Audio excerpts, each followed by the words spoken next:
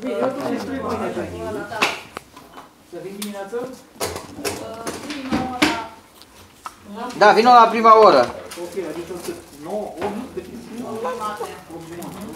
Bine, ăsta în ce-l bag? Cine? Asta se bagă în contact deja. Mă, ăsta e senzorul. Ah, ăla e senzorul, ăla e Mai... contactul. Ce? Mă filmez că sunt prost. Pentru LED-ul nu dau. Așa, și telecomanda cred că trebuie să scoți... 4 din Că trebuie să aibă ceva la baterie, un plastic, cred. Ca să nu se consume bateria. Astăzi la punctă sau cum?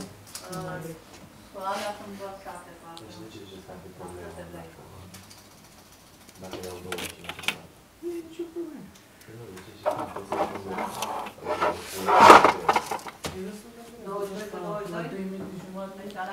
Vreau din astea 20 de bucăți și din astea 20. Da, m-a spus că am apăsat fără... Da, oarecum. Iese, poți să vii la de mai sus? Și a doua.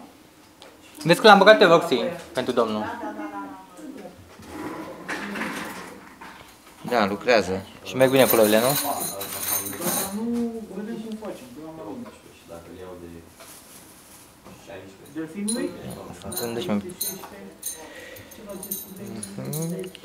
Asta e funcția pentru mișorat lumina, s-a mărit.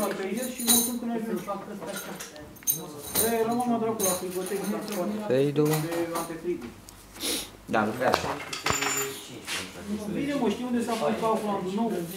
Turboscop. Unde a fost electroaparatajul. Acolo. Da? Pa. Pa. Lucrează. Perfect. Gata. Gata, gata că se încălzește. Gata. Da, mă. Dacă faci o ușă, 2 metri, nu vreau